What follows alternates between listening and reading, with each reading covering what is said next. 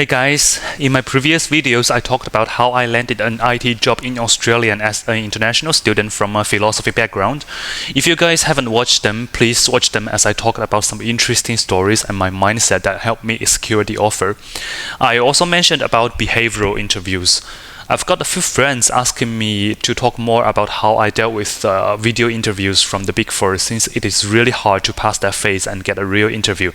That is the truth. But indeed, no matter it's a video interview or a manager interview or even partner interview, they are all the same in nature. They are all just behavioral interviews. Today I will start to delve deeper into them. And the things I share with you guys here are universal principles. It's not only limited in IT or software interviews, but can also be applied to any other areas. Or you can even use these principles to deliver a great presentation or speech after you started working. I know you guys are curious now, so I'll get started. But before I start, I would like to clarify why I think I am qualified to talk about this topic. So during my previous summer bootcamp, we had lead code mock interviews and behavioral mock interviews. Our aim at that time was to push each other to grow, and that's the reason why when we were doing all those mock interviews, we asked each other really hard questions and mark the other person as low as possible. But even in that case, for behavioral questions, I always got very high scores from others, and they basically can never find anywhere to complain about my answers, so they could only say, okay, you did well, and then give me like 90 or 95. I do have some core techniques, and by using those, I was also able to perform well during all kinds of behavioral interviews and getting the Big Four offer even when I did not even know how to answer the question during the assessment day. So how did I do it? We can see from all sorts of workshops or online materials, you would see the STAR format. So basically, it's about how we structure our answer into situation, task, action, and result. But is it really enough? Can we perform well by only following the STAR format? Do we have to strictly structure our answers into sections like that? After all tutorials ask us to do that, right? Actually, it's not enough.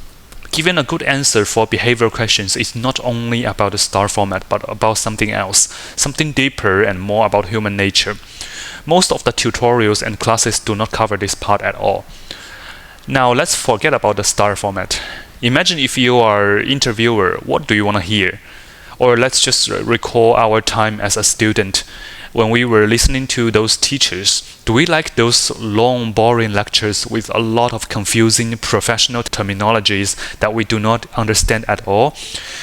No, I believe we would always fall asleep in that case. The truth is, human brains are wired to be able to easily pay attention to easy, understandable, and appealing stories, not like complicated and boring speeches. So everyone is actually the same, including the interviewers as well, especially when they are dealing with countless numbers of applicants. Do you think they can pay their full attention to all of them? So when everyone's answer is delivering the same long and boring speeches, you have to be different to stand out.